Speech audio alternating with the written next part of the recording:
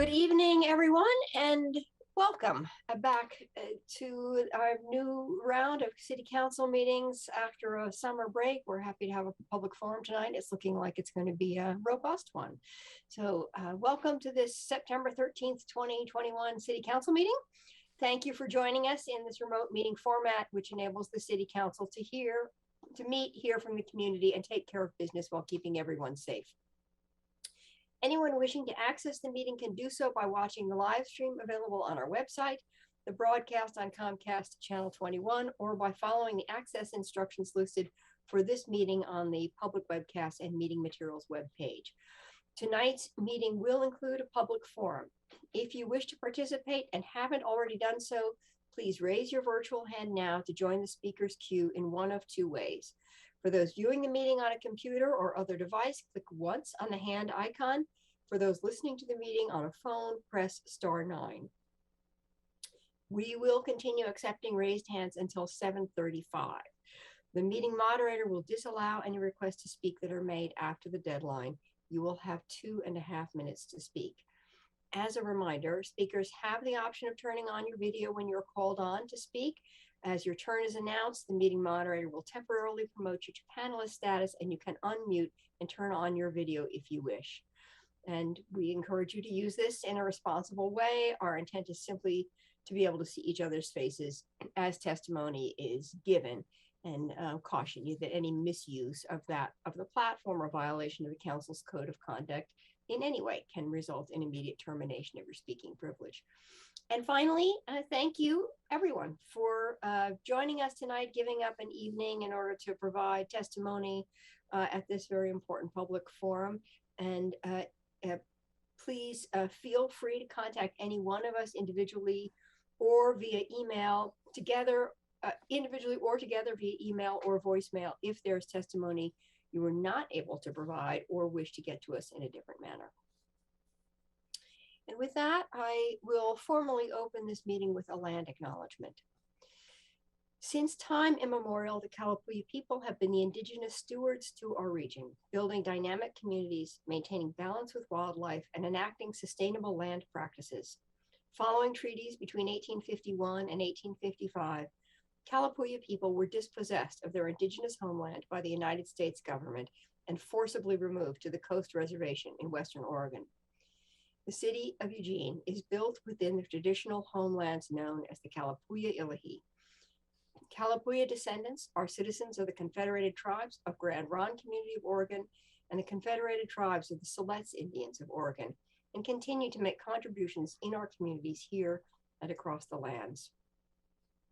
We acknowledge the inherent political sovereignty of the 9 federally recognized tribal nations in the state of Oregon and all American Indian Alaska Native people who live here. Thank you all again for joining us. Our first item is committee reports and items of interest. Are there any counselors with? Thank you. Take away, Counselor Semple. Thank you. Just a couple of happy things. I have 3 friends who've been unhoused in Eugene for a couple of them 10 years and one a little bit less. And they're all in Conestogas. And I helped the 3rd one move in about 10 days ago. They're doing really well. They're excited. They already look more rested and hopeful. So these are our hometown homeless, and I'm really excited about that. And the second one is Betty Snowden. Hats off to Betty. And Glamour Girl downtown on West Broadway is having a vaccination clinic on Saturday. I'm sorry I did not get the hours, but I bet early afternoon would be safe if you can't find them. And she's giving each shottee a $50 Safeway card. So please, if you're eligible to get a $50 Safeway card, would you please go do it? Thank you. Councilor Groves and then Councilor Zelenka. Thank you, Mayor. I just wanted to thank the Eugene Springfield Fire Department and our firefighters for the remembrance 20th anniversary 9/11 remembrance that was held on Saturday. I was privileged and honored to be able to speak at that event.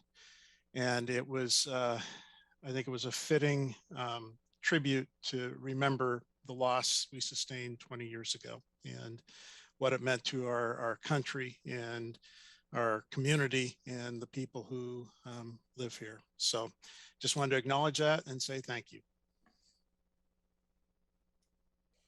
Thank you, Councilor Zelenka, and then Councilor Clark.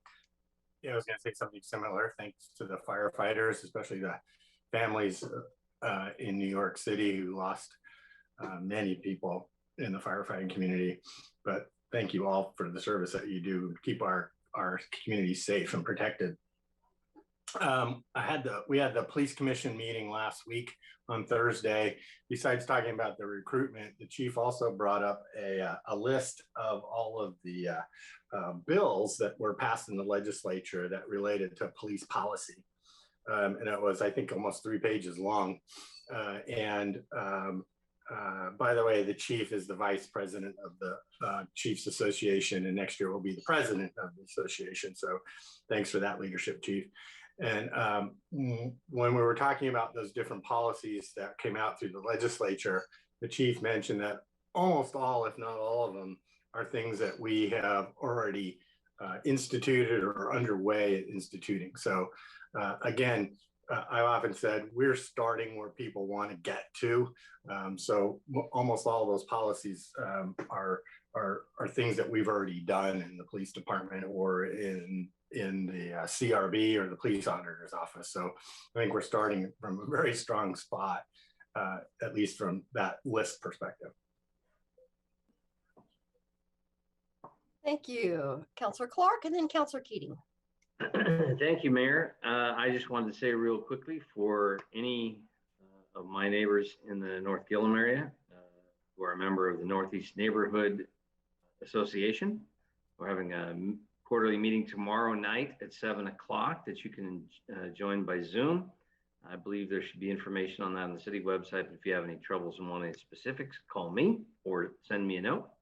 And I believe Councilor Ye will probably be joining. I shouldn't speak for you that way, actually. I'm sorry.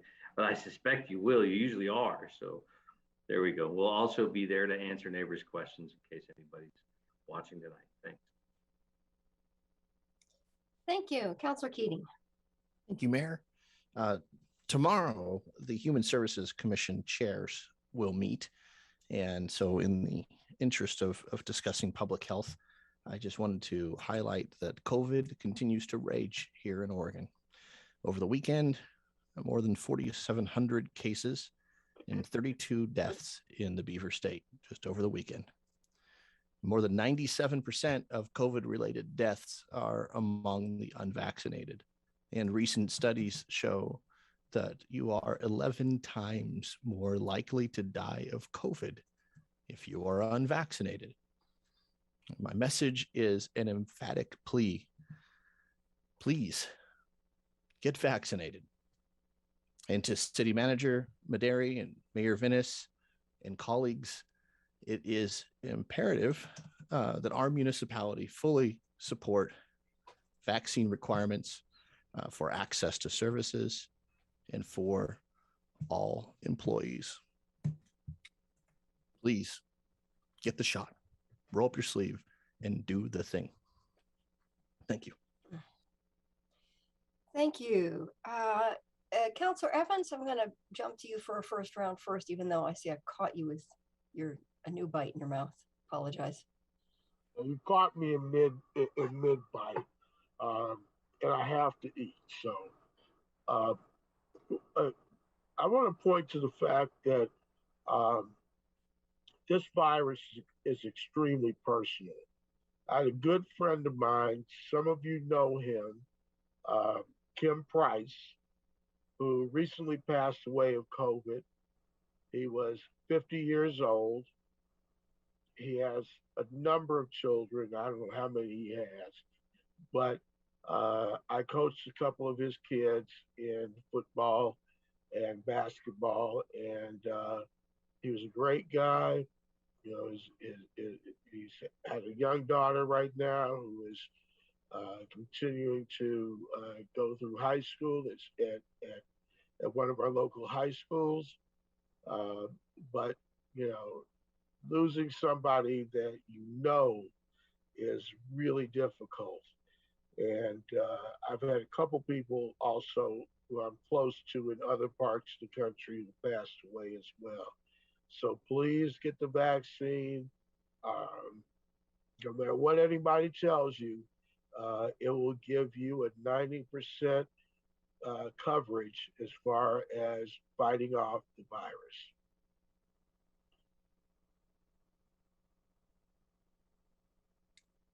Thank you. And Alan, did you want to, Councilor Zelenka, come back for one more round?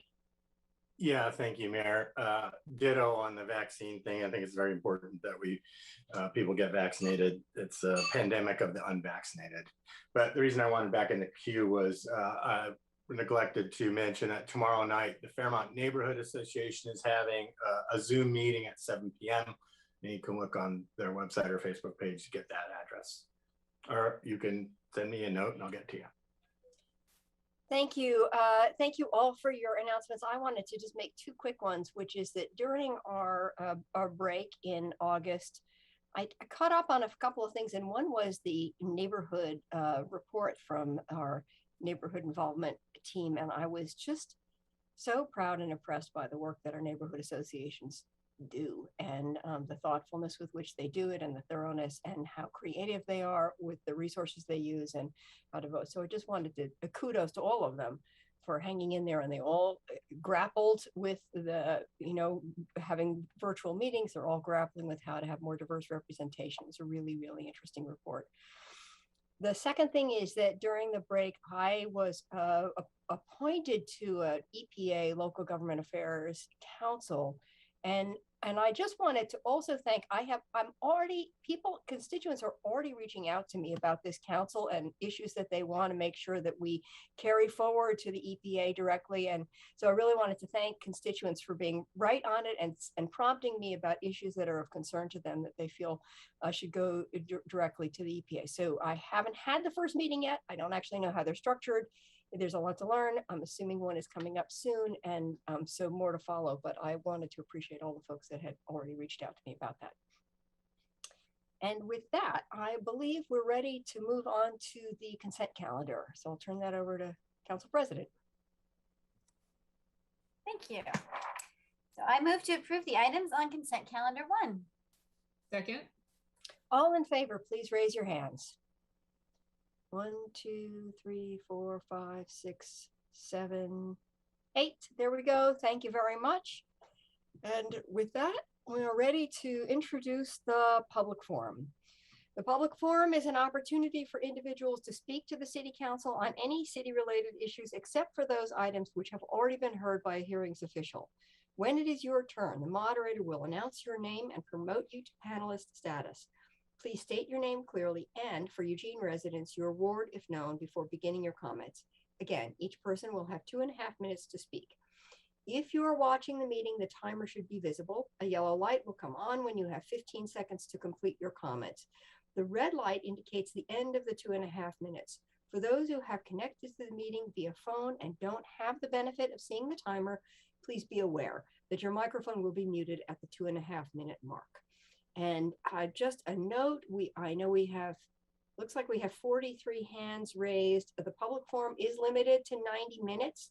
And so I would just encourage those of you who do not need to use your full allotment of 2.5 minutes, if you can be more brief in your statements, then there's a greater likelihood that everybody who has raised a hand will get a chance to speak. And we apologize to those for whom we just run out of time, and you can submit your comments to us in other ways. And with that, I am going to turn it over. I think Naya is in charge of this meeting. Yes, thank you, Mayor. So first, we will have Joel Ebella representing the Human Rights Commission, followed by Karen Knudson. So much, Naya. Good afternoon. Joel, I'm sorry, if you can actually hold on just one moment. We're going to do a quick screen share of the list, the order of the signups for tonight. So it'll just be one moment, Joel. Thank you.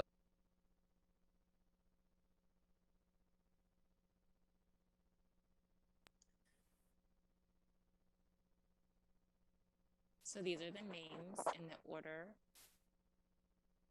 that people will be speaking.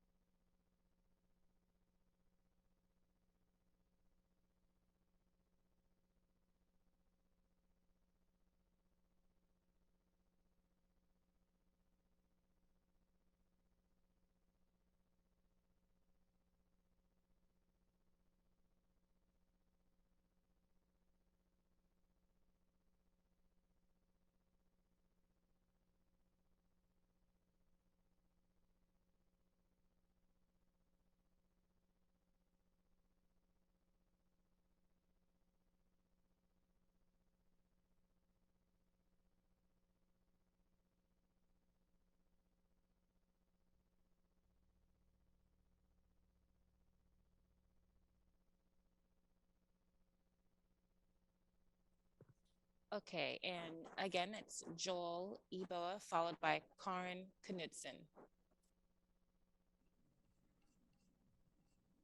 Thank you so much, Naya.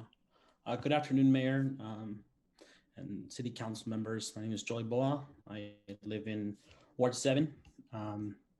So great to see you all. Hope you had a wonderful break over the summertime. I wanted to come here today and just have a little bit of reflection with you all. I was first appointed to the City of Eugene Human Rights Commission in the summer of 2016. I was 25 years old when I was first appointed, and I just turned 30 a few months ago. So it's been an incredible half decade, and I wanted to just quickly go over some of the things that we've accomplished together. The fall of 16, of course, was an election cycle, and then in 17 we saw a massive shift in a lot of hate in our city. I was very proud to have been a part of and work with you all on the sanctuary resolution. And of course, in the fall of 2018, we had an attack on Oregon's 32-year-old sanctuary law, the oldest sanctuary law in the nation. And the Eugene City Council was the largest council in Oregon to vehemently oppose Measure 105, which I'm very proud of. We also had a resolution condemning white nationalism and white supremacy. We fought back against the potential decision to get rid of Roe v. Wade right before the pandemic. We've had conversations around police accountability. I've served on the police commission as well. And there's a number of other things that we've worked on over the years, not too many to count.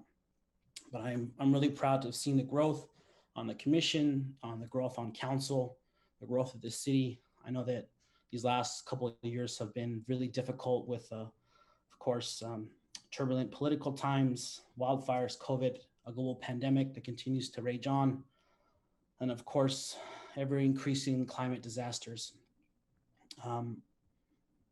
This beginning of this year, I joined and I'm now founding executive director of an organization called the Oregon Just Transition Alliance. We do racial, economic, and climate justice work. And I was very busy during this last legislative session, and I will continue to be busy as we continue to face these issues. So wanted to thank you personally and let you know that after this month, I will no longer serve on the Eugene Human Rights Commission, but I will be continuing to work with you all and other commissioners very closely. Thank you so much for your time and for giving me the privilege to serve. Thank you, Joel. Next is Karin Knudson, followed by Doyle Canning.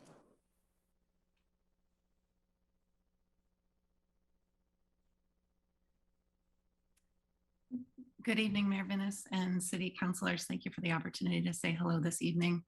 I'm Karin Knudson from Ward 3, an architect and the founding director of Better Housing Together, a local housing nonprofit that advocates for increased housing affordability, diversity, and supply in our community. Better Housing Together works independently and with a partner network of more than 50 local organizations and businesses to collaboratively address our local housing crisis. And it is a pleasure to do this work with so many committed members of our community. Really, really inspiring. I'm speaking tonight in support of ADUs, accessory dwelling units, and the adoption of a consistently applied, clear-headed ADU code to support the creation of more backyard cottages in our community. This includes supporting the amendments offered by Councillor Surratt earlier this summer.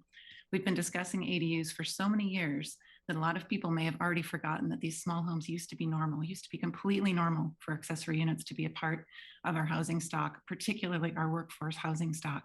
Somehow we have lost sight of the fact that these charming, adaptable, diverse housing units are a hallmark of healthy and resilient places, and your actions in support of ADUs will help to get us back on that track.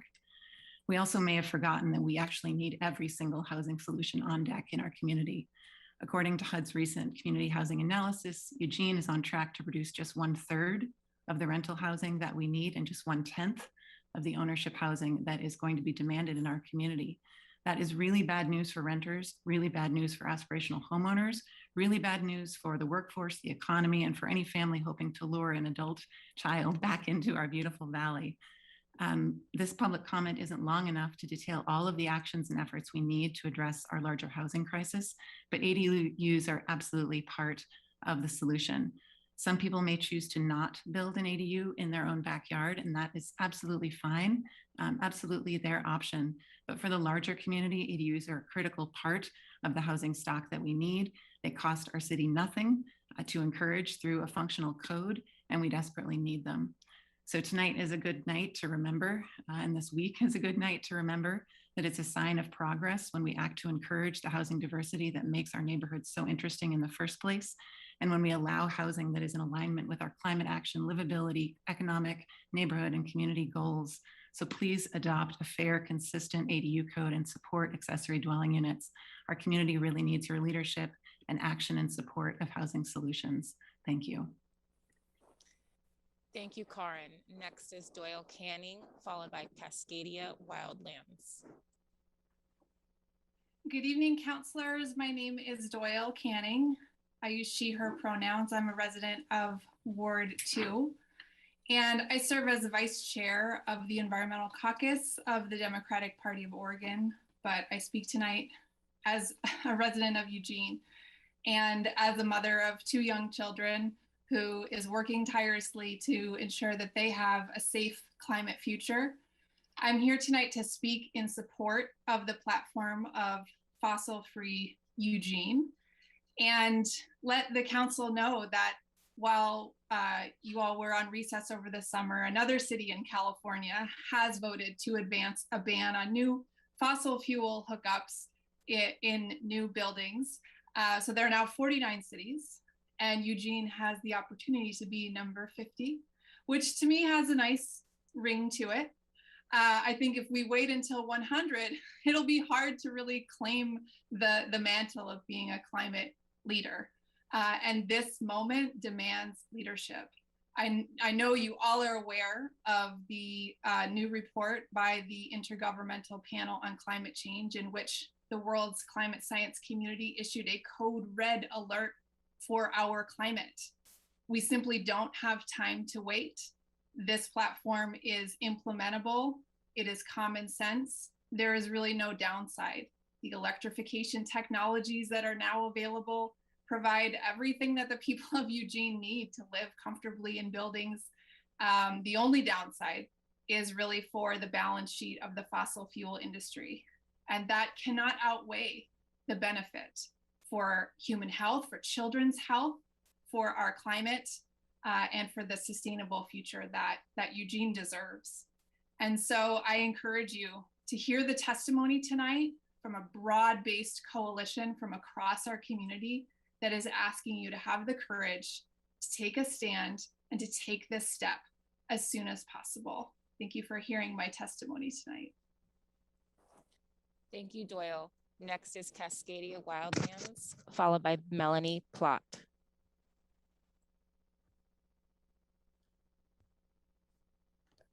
Hello, Mayor Venice, City Councilors, and City Manager Maderi. Thank you so much for the opportunity for public testimony tonight. My name is Madeline Cowan. I use she or they pronouns, and I'm the new grassroots organizer with Cascadia Wildlands. I'm also a resident of Ward 3, and I live on unceded Kalapuya land. I want to just make a comment to Councillor Groves. It sounds like you had a great vacation in Switzerland, and You're able to see all those electric cars, and maybe, Eugene will be that way. But first we will start with our building electrification. So tonight I'm testifying on behalf of the Fossil Free Eugene Coalition, which is the coalition that Doyle just mentioned. We're growing movement in Eugene and across the region, advocating for a just transition to renewable energy. My former position with Firefighters United for Safety, Ethics, and Ecology allowed me to really see the underbelly of the wildfires happening across our state. Many young, and the reality of that was many young individuals putting their lives and lungs on the line to protect our communities. Because of climate change, along with industrial forestry practices, these wildfires are only going to continue to grow. As such, I'm testifying tonight to request that you take bold climate action required to mitigate the worst impacts of this climate crisis that is continuing to endanger our wildland firefighters. Specifically, I hope that during the upcoming work session on GAP strategies, City Council will forward 2 motions, one for staff to draft an ordinance language to ban construction of not new fossil fuel infrastructure in the city, and 2, for staff to begin drafting a plan for how Eugene can equitably electrify in the coming decades, prioritizing low income and BIPOC residents. It's the city's legal and moral responsibility to do everything in its power to eliminate greenhouse gas emissions in line with recommendations with the best available science. I hope you will put forward these 2 requests for staff to draft an ordinance language to ban the construction of new fossil fuel infrastructure, and for staff to begin drafting a plan for how Eugene can equitably electrify in the coming decades, prioritizing low and BIPOC communities. Thank you so much. Thank you, Madeline. Next is Melanie Plott, followed by Ed McMahon. Mayor, City Council, thank you for allowing me to testify tonight. My name is Melanie Plott, rhymes with sauerkraut. I am a retired OBGYN physician and a grandparent. Tonight, I'm going to speak about the health effects of methane gas, also known as natural gas. There are 5 ways that burning methane gas adversely affects our health. By indoor air pollution, when we burn methane to cook. By outdoor air pollution, when our dryers and furnaces vent the product of combustion. By leading to explosions, by putting chemicals in water and air at the sites of extraction, and by worsening climate change. Tonight, I'm going to concentrate on just 2 of these reasons: the health effects of burning methane gas on indoor air quality, and the importance of decreasing methane this decade as the best way to take meaningful action on the climate. Burning methane inside our homes is kind of like the story with lead paint, something we were led to believe was a great idea, but we now know is just not worth risking our health. You may still be heating and cooking with methane, or like me, be in the middle of a transition to electric. Don't feel bad. We were told that burning methane inside a home was a perfectly fine thing to do.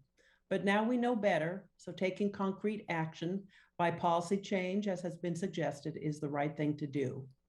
Let me briefly outline the substances that are produced when you cook with a methane burning stove. First, nitrogen dioxide, which interferes with lung and brain development in children and increases lung and breast cancer. Nitrogen dioxide is a respiratory irritant, and children in homes with gas stoves have a 42% increased risk of asthma symptoms. Second, carbon dioxide, for which there is no safe level of exposure. Third, formaldehyde, a known carcinogen. And fourth, those tiny particles known as PM2.5, which are produced in twice the quantity with gas as with electric cooking. These particles are easily breathed in, then get into the bloodstream, where, among other things, they lead to elevated blood pressure, risk of stroke, and premature birth. There isn't just one study that reviews these issues. There are many, and several comprehensive reviews which systematically look at the evidence. It turns out there are no US indoor air quality standards, even though people spend 90% of their time indoors. In fact, cooking with gas leads to indoor levels of nitrogen dioxide, which, if outdoors, would exceed legal limits. Thank you, Melanie. Your time has concluded. Next is Ed McMahon, followed by Molly.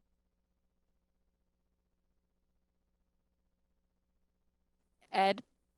Please unmute.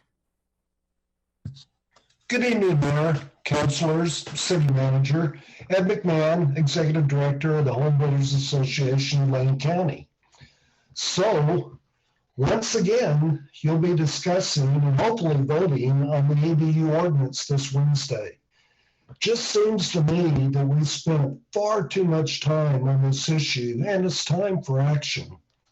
I'm before you this evening to encourage you to support staff's suggested motion to adopt the ADU ordinance and the very reasonable 5 motions to amend that Councilor Charette introduced on July 12th. I'd also encourage you to not entertain any last-minute motions at this very late stage in the process. Enjoy your evening, and thank you very much for your service.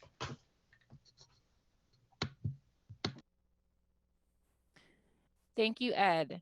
Next is Molly, followed by C. Snyder at aarp.org. Hi, City Council members. My name is Molly Cox. I use the pronouns she and her. I'm in Ward 2. A council member mentioned that we were ahead of the game in one respect for City of Eugene. I think we need to also be ahead of the game in terms of beating back climate change.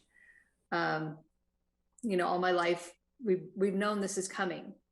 And, you know, individually, we've taken steps like having an electric car, doing solar, changing out our appliances to electric, but it's just not enough. We need to have collective action, and we need to, you know, make policies so that more people can go and have an electric infrastructure rather than gas and fossil fuels.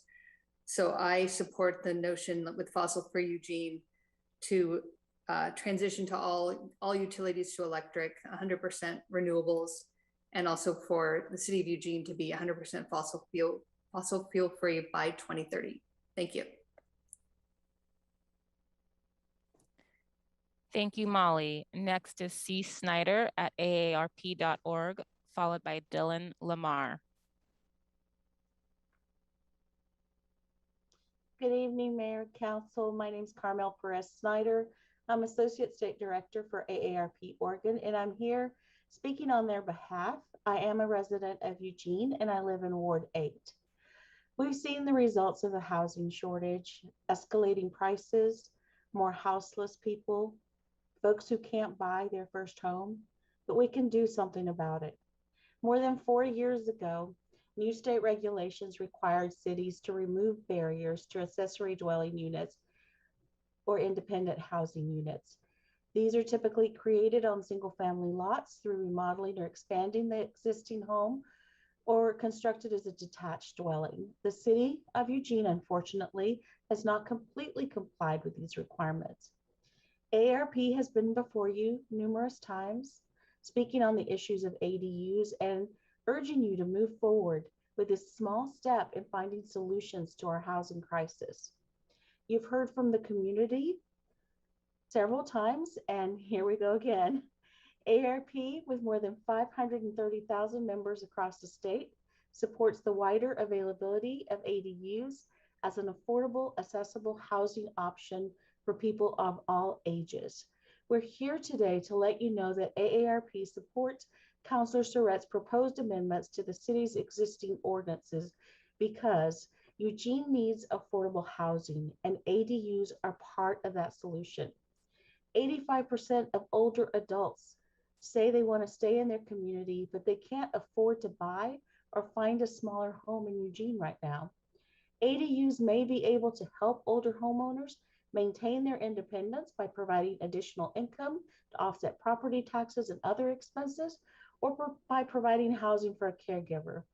Please take this step and show that Eugene recognizes the importance of eliminating barriers that have created inequality and the importance of housing expansion and options by eliminating barriers to building ADUs. Thank you. Thank you, Carmel. Next is Dylan Lamarr, followed by Carla Bankston. Good evening, Mayor and councilors. My name is Dylan Lamarr. I'm an architect, developer, and passive house consultant. I live in Ward 1. I'm excited to let you know that last week we had an open house / grand opening for the C Street Cooperative over in Springfield. I designed and developed this on C Street. And practically, it's a house and an ADU. And I think it's a great case study for the kind of codes that we might be, the kind of projects that our codes might enable. The construction is net zero energy. It's in a walkable neighborhood. It represents a very low carbon living opportunity for people. Practically, the house and the ADU are broken into 6 suites. So in that way, it's 6 households will be living there. And as such, it represents a good preview of things to come with the missing middle housing codes. The house and ADU will be owned as a cooperative. So as such, each of the 6 residents will be homeowners.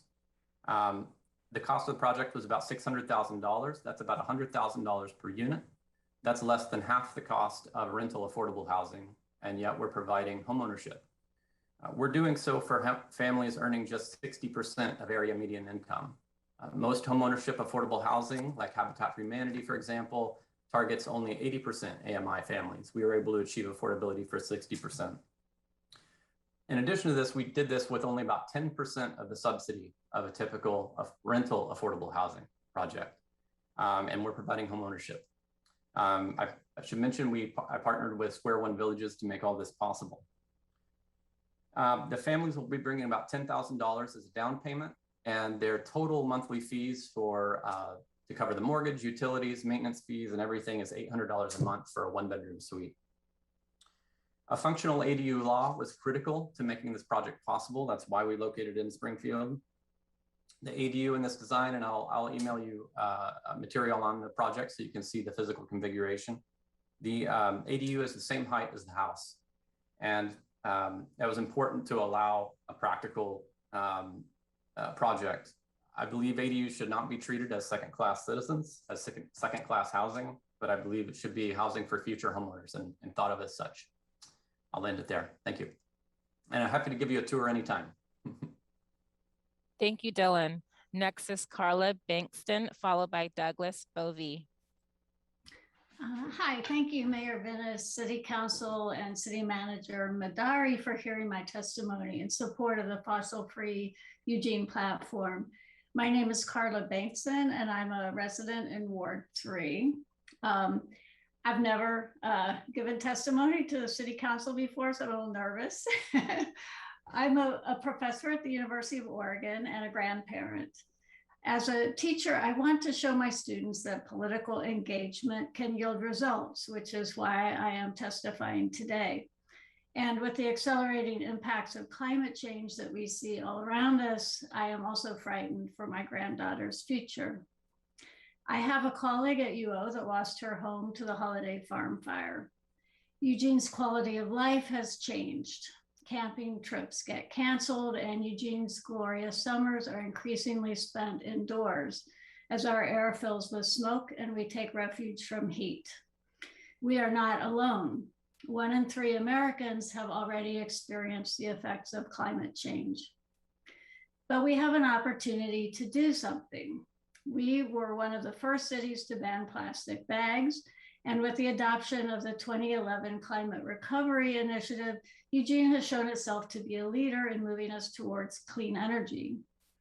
The adoption of the fossil-free initiative would place us among the first 50 cities to take a significant step away from fossil fuels by eliminating gas appliances in new structures, a small but major step.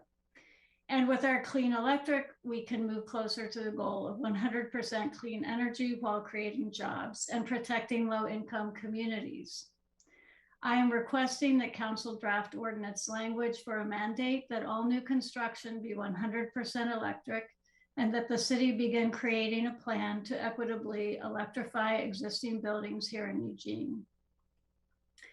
I understand that a majority of councilors support this initiative, which makes me incredibly happy and excited and hopeful.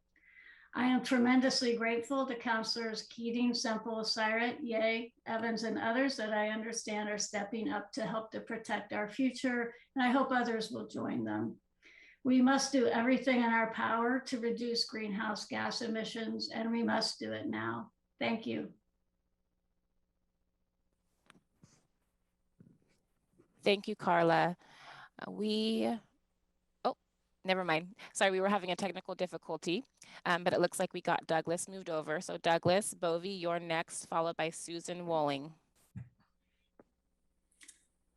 Good evening, Mayor Venus and councilors and Manager Maderi. I'm Douglas Bovee, physician from Ward 1, currently medical director of the Lane County Medication Assistance Program and a semi-retired internal medicine specialist. I served 6 years on the Bring Board of Directors and have been involved with Physicians for Social Responsibility for decades.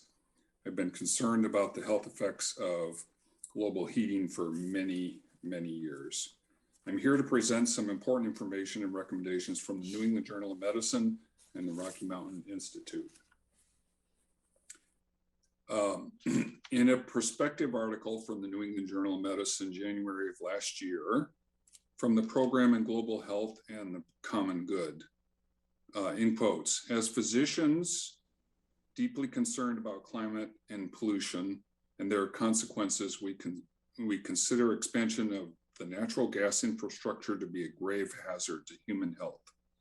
And we recommend that new residential or commercial gas hookups not be permitted, new gas appliances be removed from the market, and all new or planned construction of gas infrastructure be halted. And they went on to say, wide-scale transition to renewables would yield enormous benefit for the USA. It would reduce air pollution and therefore prevent disease, extend life expectancy, and reduce healthcare cost. One of the reasons they made these recommendations is the growing understanding of indoor air pollution from gas cooking. A meta-analysis published in 2013 found that children living in homes with gas stoves had a 42% higher risk of experiencing asthma symptoms and a 24% increased risk of the diagnosis of asthma. The culprit pollutant is nitrogen dioxide. The EPA has found that American homes with gas stoves have much higher concentrations of nitrogen dioxide than those using electric stoves. The other culprit, of course, is carbon monoxide, another very dangerous gas. Recently, also wanted to point out the problem of heat on health. 96 Oregonians died from excessive heat. The heat dome this past. Thank you, Douglas. Your time has concluded. Next is Susan Wolling, followed by Michael Saurasi. Hi, I'm Sue Walling. I live in Ward 7. If you've been out and about during the past few mornings, it's obvious that school is back in session, which is great, even if it's sort of terrifying. But what's not great about it is the enormous number of cars that are involved in getting back to, quote, normal life. Eugene adopted the Climate Recovery Ordinance in 2014 and CAP 2.0 in 2020. But as the return to school traffic reveals, we're nowhere near achieving one of the key goals in those plans, namely reducing reliance on automobiles and tripling the use of active transportation. As a member of the Active Transportation Committee, I've seen the work of the transportation planning team as they plan and complete new infrastructure for bicycling and walking and implement programs to make active transportation safer and more attractive. But they can only progress as far as you, our city leaders, authorize them to. We've seen multiple active transportation projects delayed or compromised because council put the brakes on after receiving complaints about loss of parking or increased delay for motorists. Staff gets mixed messages. Should they try to create change and reach our targets, or should they just not rock the boat? Meanwhile, Public Works is busy repairing infrastructure based on a street repair bond measure worth $51 million, of which only $5 million is dedicated to active transportation.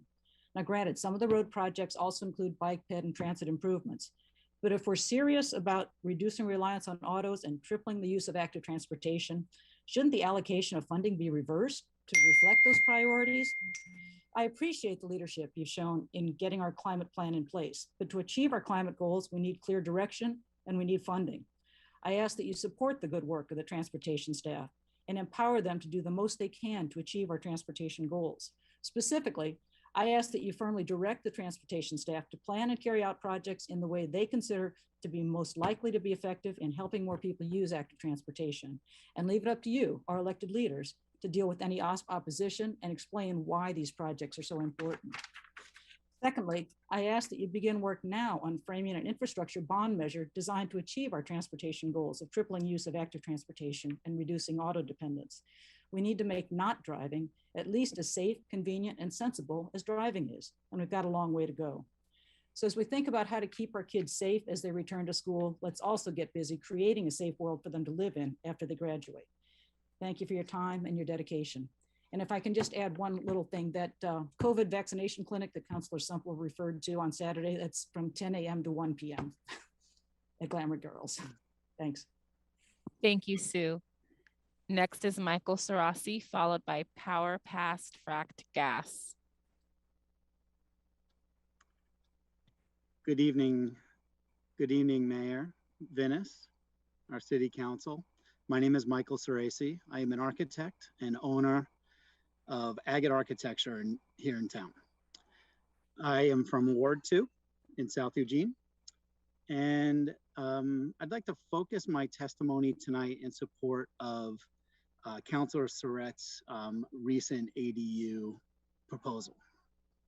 More specifically, I'd like to first support all the positive statements about ADUs this evening. I'd like to focus my comments on the outcome of what happens when there isn't positive action by City Council.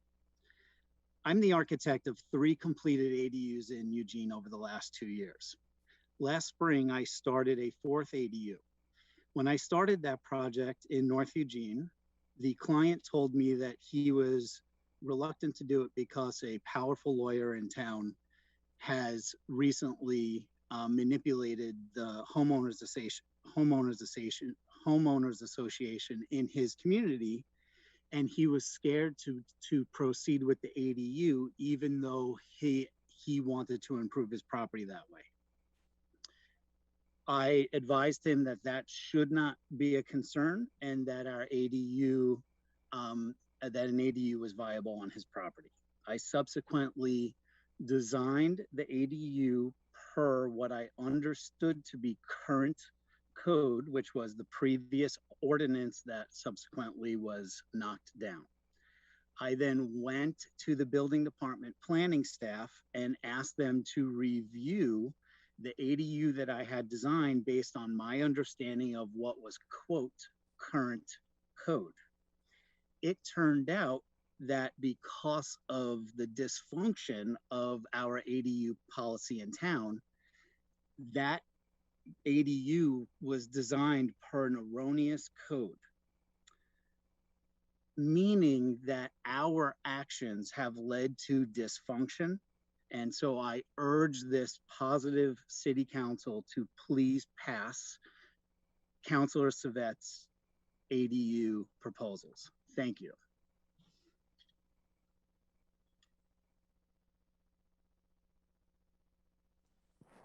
Thank you, Michael. Next is Power Past Fracked Gas, followed by Lynn Woodridge.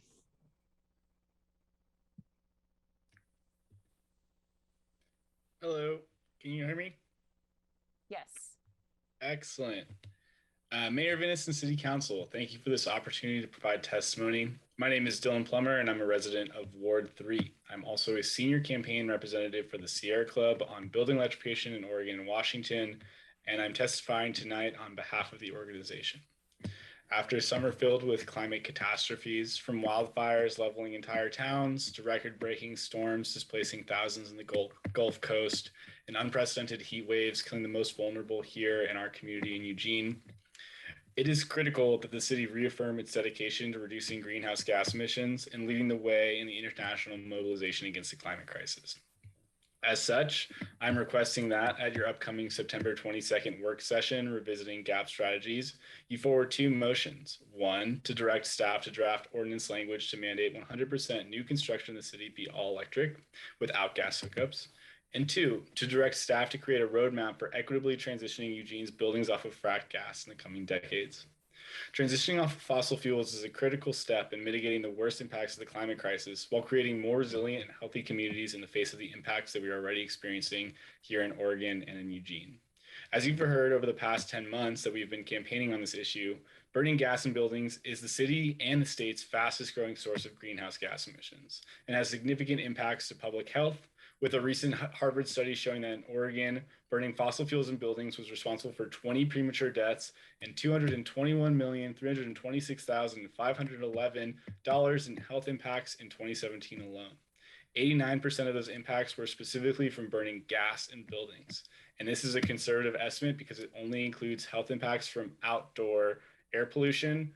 It does not include pollution from upstream extraction or indoor air pollution. As the technology develops, electrification is an increasingly common sense policy, especially in the face of the aforementioned climate impacts facing our communities. A recent RMI study on Seattle found that, quote, heat pumps were not only capable of maintaining a comfortable and safe indoor air temperature during extreme heat like that experienced across the Pacific Northwest earlier this summer, but it also cost $228 less per year to operate than a dual fuel cooling and heating system, which is an AC unit and a gas furnace. In addition, CO2 emissions are reduced by about 25% for the entire home when it operates with the heat pump compared to the high capacity AC and furnace, end of quote. In light of this information and the crisis facing our community, it is critical. Thank you, Dylan. Your time has concluded. Next is Lynn Woodridge, followed by Archery Arbury Berryball. My name's Lynn Woodridge. I'm the active Bethel Community Co-Chair living in Ward 6 with my 92-year-old dad, and I'm a homeowner in the Bethel portion of Ward 8. We're working hard with various agencies to find out if some of the businesses in West Eugene have been poisoning the air, soil, and water. It's a long and scary process. We appreciate Clean Air Oregon and the DEQ, but are frustrated with how long it takes to gather the data. I live a couple miles from one of the polluters, J.H. Baxter, and smell the mothball odors coming from the plant. Not all the time, but often enough for me to be concerned.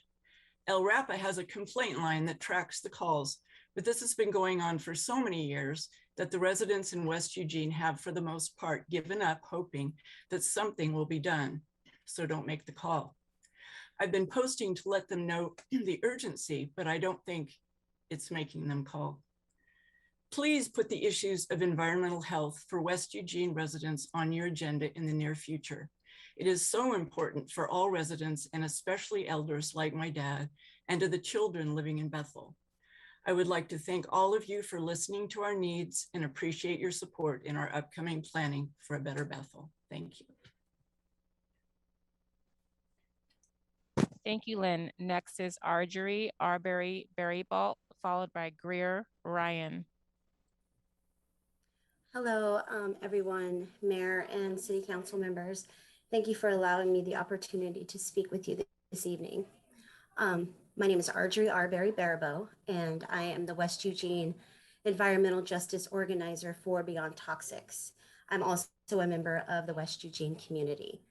In September of 2018, my then 13-year-old daughter was diagnosed with Hodgkin's lymphoma. I believe that her sickness was due to the environmental pollution within the industrial corridor of West Eugene. I am here today to support my community by raising my voice to try and help stop the spread of avoidable cancers, heart and lung disease, strokes, nervous system disorders, and a myriad of other health issues, as well as a diminished quality of life. I believe that these health concerns are brought on by the impacts of environmental pollution from our industrial neighbors. My hope is that by starting conversations today about the desperation the community feels, we will be able to make strides in the right direction to help the environmental racism West Eugene experiences daily, simply by breathing in the toxic air surrounding their homes and families. Thank you for the opportunity to raise awareness about the injustices felt by many throughout West Eugene. I would also like to ask on behalf of Beyond Toxics that the City Council address this problem by scheduling an agenda item in the near future so that this discussion can be more comprehensive and that you can really hear from the community. Thank you again for this opportunity. Thank you, Archery. Next is Greta Ryan, followed by Eliza Kaczynski. Thank you, Mayor Venice and City Councilors. Thanks for providing this opportunity for testimony. My name is Greta Ryan, and I'm the Clean Buildings Policy Manager for Climate Solutions, which is a regional nonprofit that advances solutions to the climate crisis. As you've heard from others here tonight, and will likely continue to hear, the fossil gas industry poses significant harms to our communities and to our climate.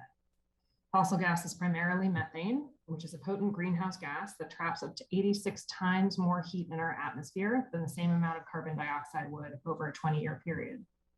Fortunately, with the recent passage of HB 2021, Oregon's now on a path to significantly clean electric grid.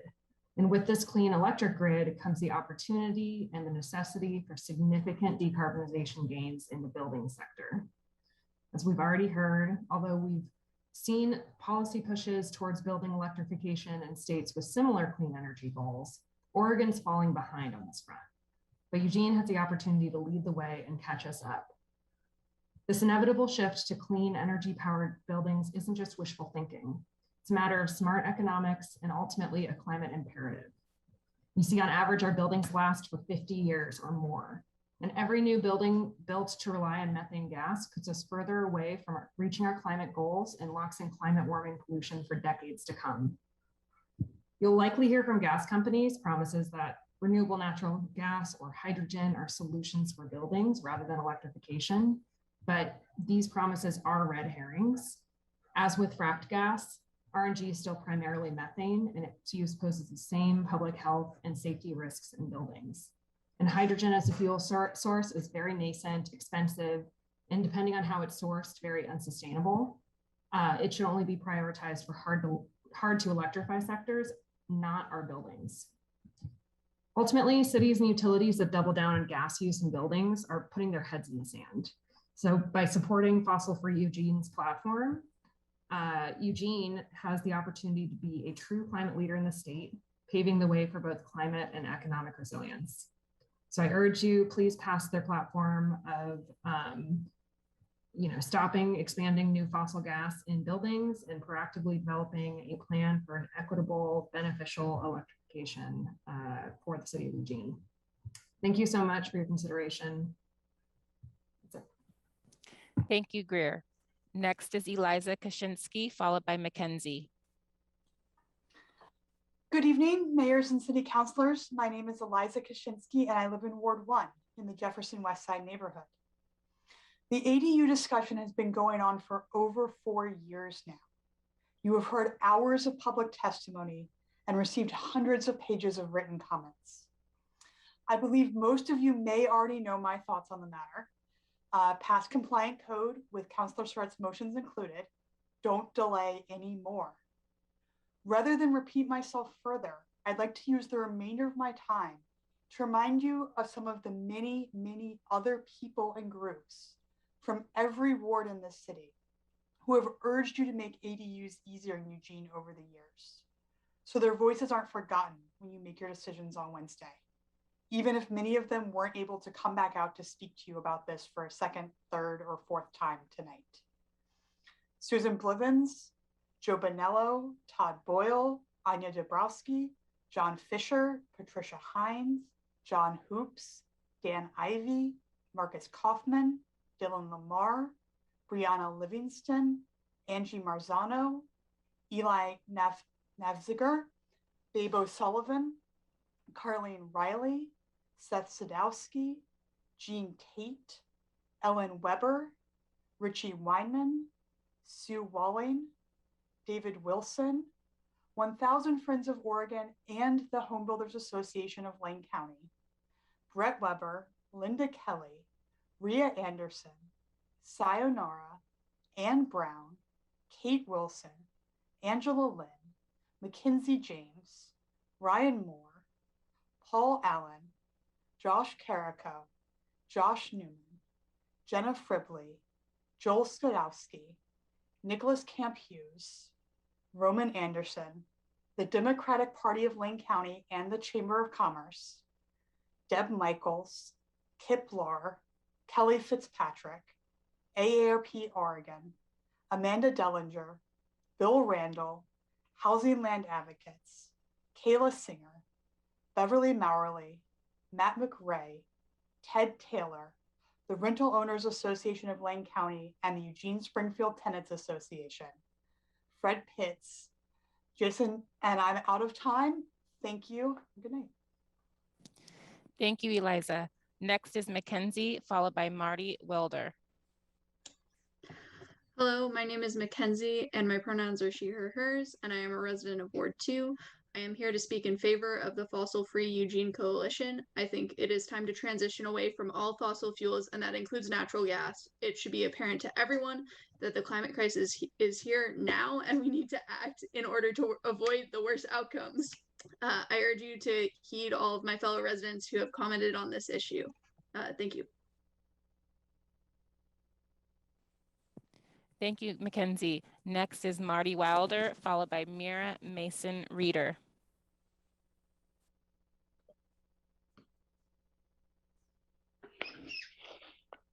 Waiting for my audio to connect. We can hear you. Hi, my name is Marty Wilder. I live in Ward 2, and I'm going to shake things up a little bit and talk about CSI. I was just listening to the work session, and I have a lot of opinions about it, but there was one thing that jumped out at me that I feel compelled to talk to you all about. It was when Kevin was giving a summary of the surveys and the focus groups, and said something about how they all seem to be in alignment in support of decreasing response times, et cetera. And there's something that I found really misleading about that. I took part in the survey. I was also part of a focus group, and I responded right away to the folks that made the survey because it felt really biased to me. I felt like I was made to answer questions that made it sound like I supported things that I didn't necessarily. And let me explain what I mean. There were several questions about things like police response times and how long it takes to get a court hearing and available jail beds. And the presumption behind all of those was that they were framed in terms of capacity. Capacity is one approach that assumes that the only way to address the issue is to increase what we already have. There was no room in the survey for me to say, yes, these are things I care about, but I think you're going about it the wrong way. The other thing in there was that the only alternative they had for making arrests were intervention programs. And intervention programs can be great, but they also fall under the same assumption that the capacity question did. In fact, the whole survey seemed to assume that the issue of public safety is a problem caused by a population of criminals and solved by a criminal legal system. But what if I believe that the population is underserved and disadvantaged by the criminal legal system? What if it, basically what I'm saying is, I think that all of the CSI funding should go into prevention, that we should shift it heavily towards cahoots. Okay. Thank you, Marty. Your time has concluded. Next is Mira Mason Reeder, followed by Johnny Kocher. Good evening, all. My name is Mira Mason Reeder, and I live in Ward 8. All citizens of Eugene deserve clean air. West Eugene has historically been underfunded, underutilized, and marginalized, and it's time for the city of Eugene to take the actions it has neglected for decades. In the wake of social movements that our city councilors championed, like Black Lives Matter, the city must understand and recognize that people of color are disproportionately affected by pollution and climate change. It's no mistake that West Eugene was segregated from the rest of the city with a separate school district and a lack of foresight for environmental planning due to greed and industry. Now is the time to rectify this segregation by ensuring that the horrendous air quality in West Eugene is tackled as a citywide emergency. I I am asking all of you to ensure that this is added as a future agenda item for a Eugene City Council meeting as soon as possible. This problem isn't just for us residents of West Eugene and needs to stop being treated as such. If you care about social justice and the environment like you purport to, then make sure this air quality emergency is added to the soonest available agenda. Thank you. Thank you, Mira. Next is Johnny Kosher, followed by Janine McGraw. Thank you. Good evening, Mayor, Venice, and councilors. Thank you for the opportunity to provide testimony tonight.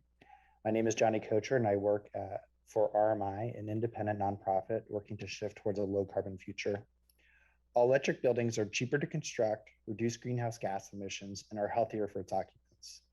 RMI's 2020 report, The New Economics of Electrifying Buildings, concluded that an all-electric home in Seattle is $4,500 less in upfront costs and $4,300 less in life cycle costs compared to a mixed fuel home.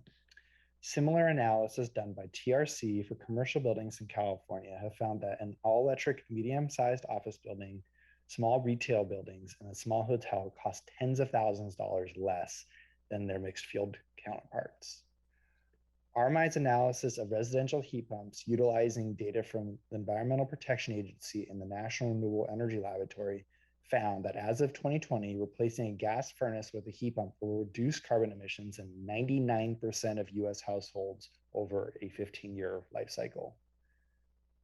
Recent RMI analysis of Harvard T.H. Chan School of Public Health study data found that burning fossil fuels in buildings costs the state of Oregon $221 million in health impacts due to early deaths.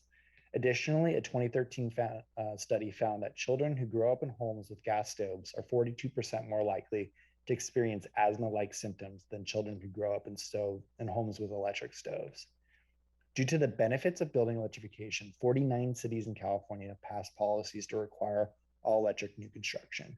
This momentum has carried over to Washington, where cities of Seattle, Tacoma, and Shoreline are all considering or have passed building codes that restrict natural gas usage in buildings.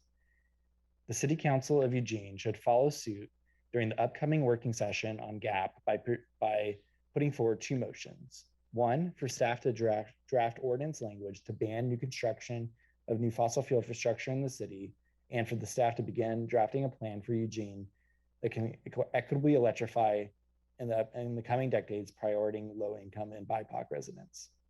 Thank you.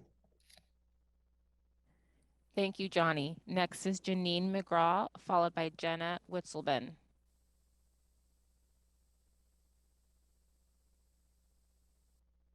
Please unmute. Sorry, Zoom actually has my name wrong, so I've corrected it. Okay, go ahead. My name is Emily Pyle. I live in Ward 7, and I'm a member of the active Bethel Community Neighborhood Association. In 2017, my partner and I realized a dream of many years and bought our first house on a quiet street in the Bethel neighborhood. We were overjoyed and looked forward to many years in our new home. Unfortunately, within a week of moving in, we noticed the smell of mothballs in the air so strong that it made our eyes and noses burn. As I got to know my neighbors and asked about the smell, I learned that the odors were commonplace, and I heard the name J.H. Baxter for the first time. I learned that this wood treatment facility in our neighborhood had been polluting for decades and had even been sanctioned and fined for this multiple times, but somehow was still operating, still spewing out toxic fumes for my neighbors and the children a few blocks away at Fairfield Elementary School to breathe. I learned that naphthalene, a known cancer-causing agent, was responsible for the smell of mothballs, but that no one could actually tell me what other substances J.H. Baxter may be invisibly releasing into the air, water, and soil around our homes. I was shocked that in a city as progressive as Eugene, this has been allowed to continue for decades. I helped organize plastics recycling drives in the Bethel neighborhood, and I know firsthand how committed and how conscientious my neighbors are about their impact on the environment. We save, wash, and sort our plastic containers, take the labels off, and laboriously remove the glue. But we live down the street from a known polluter who cuts corners, flouts regulations, and pays nominal fines as a cost of doing business. My neighbors and I are tired of this, and we need your help. We need regulatory processes that take the needs of communities impacted by pollution into account, and include us in decision-making over how companies like JX Baxter are permitted and held accountable. We deserve accessible information about what substances polluters are releasing into our air, soil, and water. We ask for real accountability for polluting industries so that endangerment of public health is no longer business as usual in Eugene. In these interests, we request the Eugene City Council create an agenda item to address the J.H. Baxter facility, the issue of environmental justice in West Eugene, and the investigation of Baxter under the Cleaner Air Oregon program.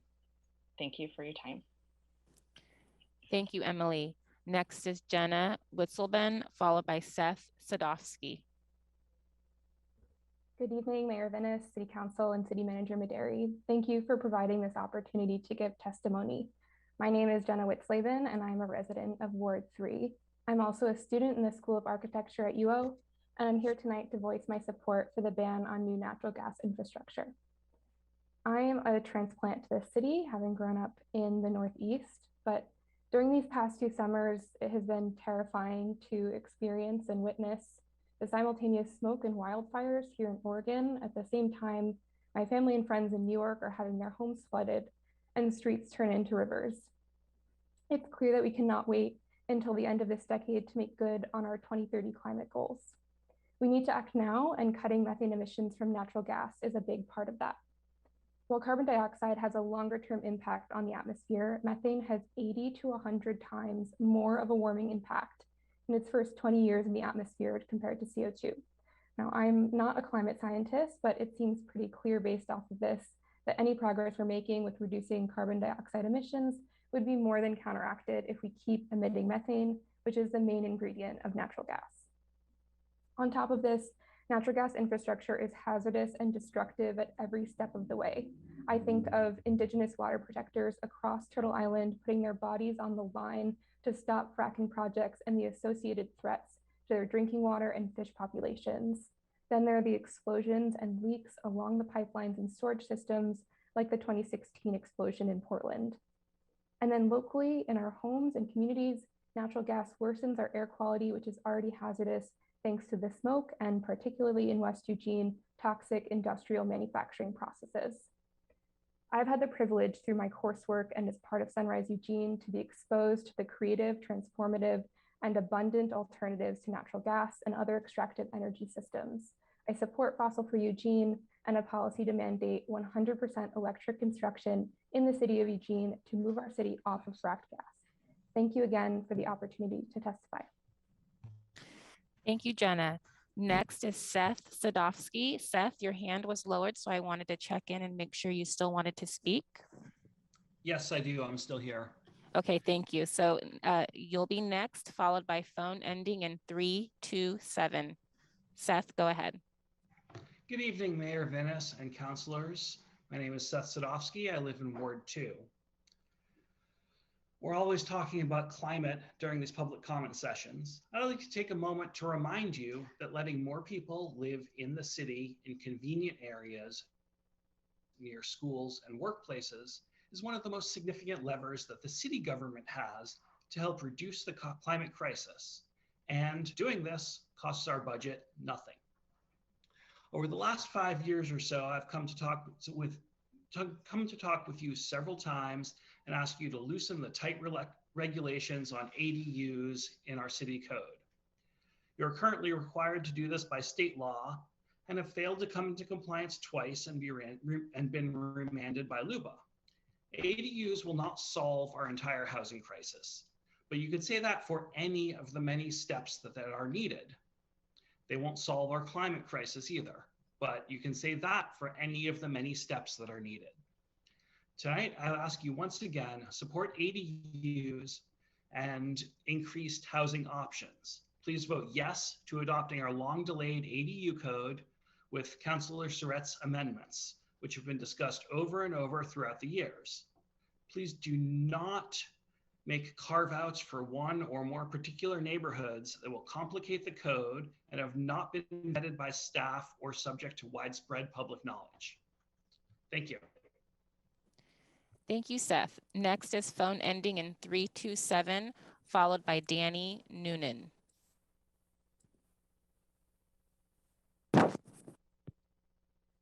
phone ending in 327, please unmute.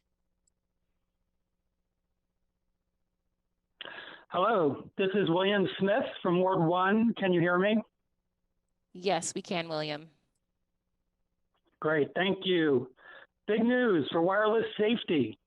Children's Health Defense has won federal court decision 20-1025, requiring the FCC to go back and use updated science on proven harms from wireless radiation. So health concerns can be discussed lawfully for any wireless tower, something that did not happen at the city's work session in October 2019, reportedly because FCC Order 18-133 didn't allow it, when actually that order had been vacated just 2 months before in August 2019 by federal court decision 18-1129.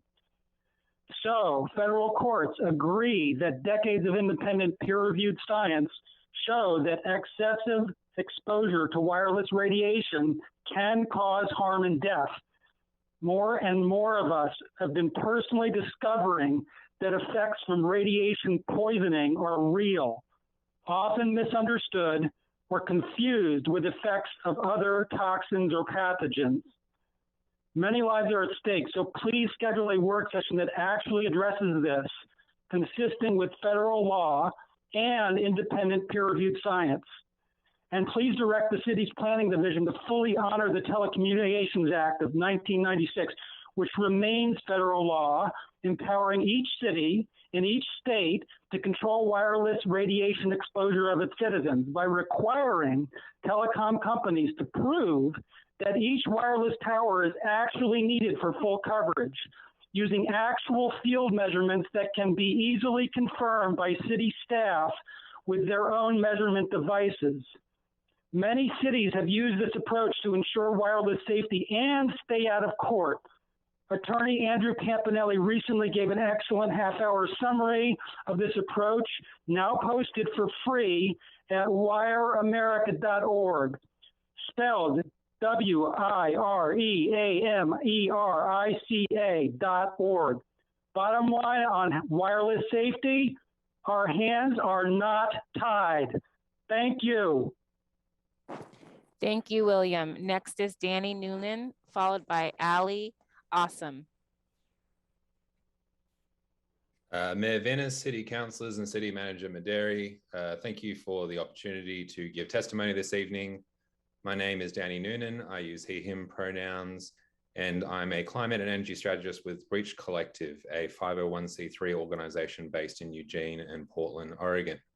I'm also a resident of Ward 1. I'm testifying on behalf of the Fossil Free Eugene Coalition.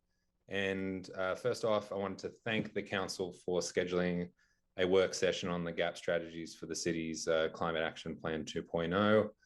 I wanted to reiterate the ask during this session that the council forwards two motions that other members of the coalition have already mentioned this evening, essentially to prepare an ordinance to ban the construction of new fossil fuel infrastructure in Eugene, and a plan to ensure that that process and the subsequent building electrification process is equitable and prioritizes our low-income and BIPOC residents.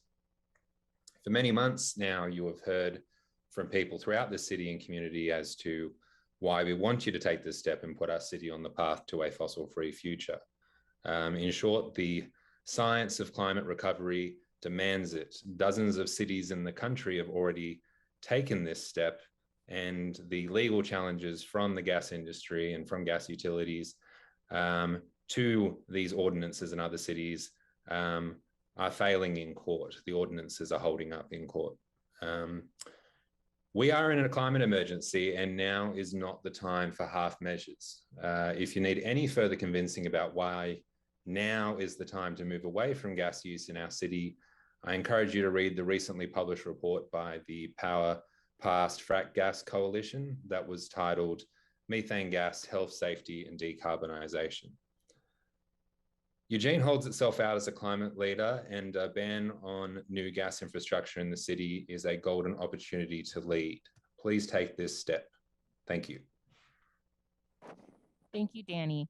Next is Ali Asim, followed by Sahara Valentine.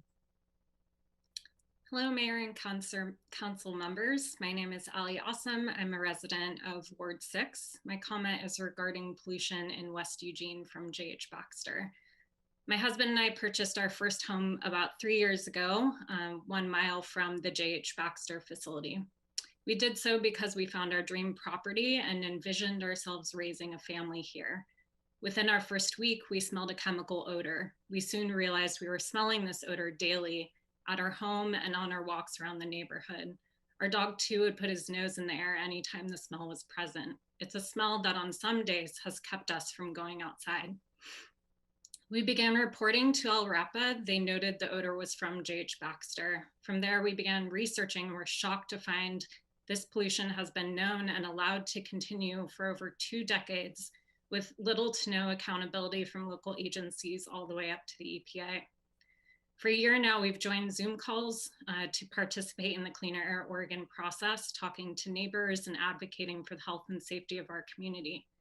Many of our neighbors believe their voices do not matter and no change will happen. We've heard from others, if you don't like it, just move. Along with these sentiments, we've had close friends move out of the neighborhood because they had strong concerns raising their kids in a polluted environment. My husband and I share those concerns and we want to see change. We ask that the City Council further address this problem by making it an agenda item as soon as possible. Thank you.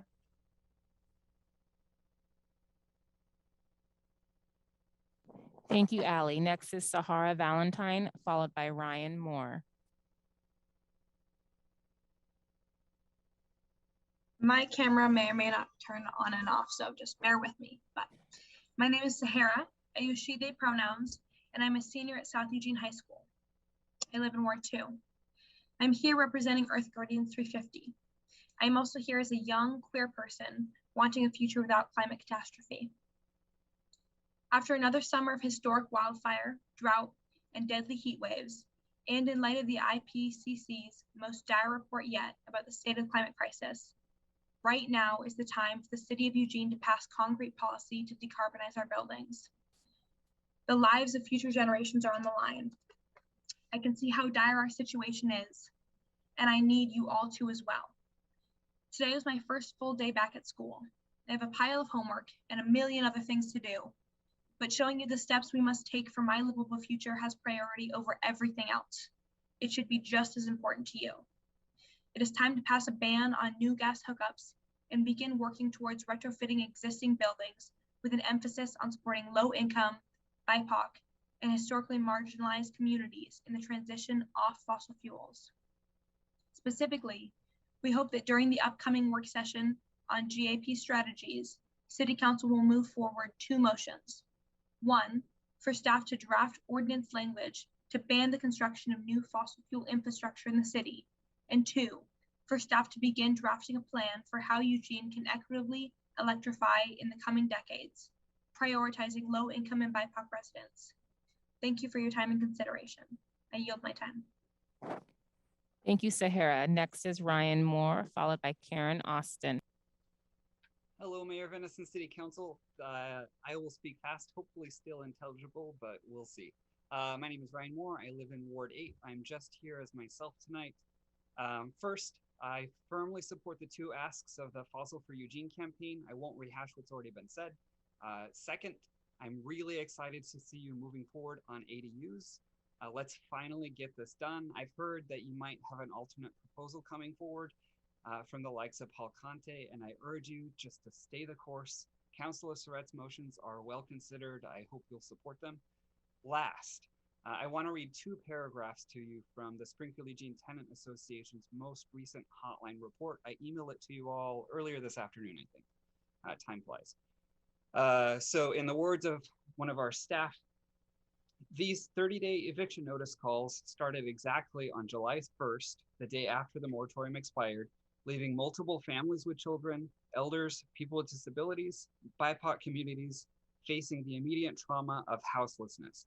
In fact, I can report that many elders and people with disabilities in our community have stated that they have bought tents and outdoor sleeping gear as their Social Security benefits will not cover the costs of moving to a new apartment nor do they meet the minimum income requirements that many landlords and property management companies are listing at this time. Second paragraph. We have also received multiple reports of improperly given 90-day no cause eviction notices, notably through Facebook Messenger, verbal threats, and text, and improper qualifying landlord reasons, such as the landlord considering selling a home, minor repairs, and unnecessary renovations. We've also received reports of landlords retaliating against tenants with no cause eviction notices, mainly for asking for much needed repairs. And so I just wanted to highlight this for you. Again, it is in the report I sent to you this afternoon. We have received, last month, we received 8 for-cause eviction calls. So those encompass things like non-payment of rent, which we thought would go way up this month because the moratorium expired.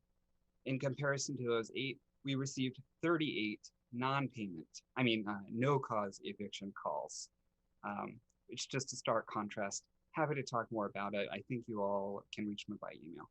Thank you. Thank you, Ryan. Next is Karen Austin, followed by Bailey. Thank you, Mayor and City Councilors, for listening. I am here in support of fossil-free Eugene, and I live in Ward 2. I'm speaking tonight to ask City Councilors to move forward a motion to ban the construction of new frac gas infrastructure in the city, and to create a plan for how to move the city off of gas equitably over the next few decades. Many cities have banned natural gas equipment in new buildings. Eugene can be the first city in Oregon to ban more unhealthy gas infrastructure. A recent report, a global methane assessment written by the United Nations Environment Program and others, indicates that human-caused methane emissions, much of which are from natural gas, can be reduced by up to 45% this decade. Cutting methane is the strongest lever we have to slow climate change over the next 25 years and complements necessary efforts to reduce carbon dioxide. The benefits to society, economies, and the environment are numerous and far outweigh the cost, and there is growing evidence that shows that gas is a bigger culprit in the climate crisis than previously thought. All quotes from this report, which all support my request to you. 2 reasons this is important to me: my children. Like most parents, I would like to see my 2 children complete college, get jobs they enjoy, become part of a community like Eugene. My fear is that we will continue to stall making substantive changes, and climate change will destroy civilization as we know it. Thank you, Karen. Next is Bailey, followed by Matt Walton. Hello. Thank you so much for providing this opportunity for testimony tonight. My name is Bailey Grebin. I use she, her pronouns. I live in Ward 1 on unceded Kalapuya land. I volunteer as an organizer with Sunrise Eugene, but I also work as an environmental educator. And this summer, I worked outside with young people in Eugene through those historic, super hot heat waves and on smoky days, except for days where the air quality was too hazardous to have kids playing here outside in what's supposed to be this like beautiful, amazing valley. And, you know, as I was working this summer, I realized that these elementary school students here in Eugene have never and will never experience a summer that is not severely impacted by the climate crisis. And that's on us, that's on the adults in the room. And it's for that reason that I'm here to speak in support on the Fossil Free Eugene platform tonight. And the banning of new fossil fuel infrastructure in Eugene. Now is the time to pass concrete policy to decarbonize our buildings. And I just like to reiterate those 2 specific asks for staff to draft ordinance language to ban all construction of new fossil fuel infrastructure in the city, and for staff to begin drafting a plan for how Eugene can equitably electrify in the coming decades, prioritizing low-income and BIPOC residents. We owe it to our young people to take action now to decarbonize and build a healthier, better Eugene. And I also support efforts to increase ADUs in Eugene and look forward to seeing electrified ADUs in my neighborhood. And also, West Eugene shouldn't be polluted. Let's get that on the agenda. Thank you for the opportunity to speak. I appreciate the shout. Thank you, Bailey. Next is Matt Walton, followed by Peter Dragovich. Good evening. My name is Matt Walton, and I live in Ward 8. Lark City Park in West Eugene is a great example of what a park should be. If you haven't been there before, on a nice day, picture families having picnics in the grass, young children enjoying the swing sets, and a growing group of diverse middle and high schoolers playing basketball there nearly every day. Unlike most parks in Eugene, however, the youth running up and down the court have no choice but to contend with some of the most toxic air in the entire county as a result of continued pollution from various factories in the same neighborhood, some only yards away across Roosevelt Boulevard. I ask our city council to ensure that finding real solutions to not West Eugene's, but Eugene's poor air quality is a priority, and that you don't stop until this glaring inequity is resolved. Thank you.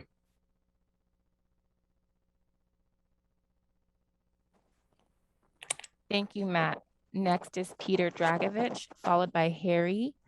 Peter, your hand, looks like your hand was lowered. I wanted to check in to make sure you still wanted to speak. Yes, I'll be speaking. Okay, go ahead, Peter. Peter Dragovich, Ward 5. Following several years of franchise talks with Northwest Natural, the proposed solution has come down to agreeing to agree later on an emissions reduction program, which would then be considered by the State Public Utilities Commission under SB 844. I'm concerned that this course lacks transparency, reduces leverage the city has with the company, would not achieve effective emission reductions, and would continue the practice of externalizing the cost of public health and environmental damage caused by fossil fuels away from the industry and onto ratepayers and the environment. On transparency, once the City Council finishes its review of an SB 844 application with public involvement at the local level, I trust, the PUC at the state level would review the application in the same manner as a rate case. While public comment is accepted in rate cases, the Oregon Citizens Utility Board, or CUB, based in Salem, represents the public in PUC rate cases. The public is never granted intervener status. The PUC listens to and responds to interveners. There would be little opportunity for Eugene residents to be involved in or influence the PUC decision. Also, non-interveners have no right of appeal. On the point of leverage, once the renewal is granted, the city's fallback leverage is the termination right, which a majority of the city council is unlikely to vote for, since this is a short-term agreement and the company knows that. Agreeing to agree later leads us down the road of accepting less. On effective emissions reduction, the PUC's cap on rate increases would necessitate small-scale emission reduction projects. On continuing the externalizing of fossil fuel human health and environmental costs, spreading program costs over the ratepayer base holds the company financially harmless for the environmental harm it is causing, so little or nothing would be achieved there. State franchise law is too narrow to rest an effective carbon reduction program for the gas utility industry.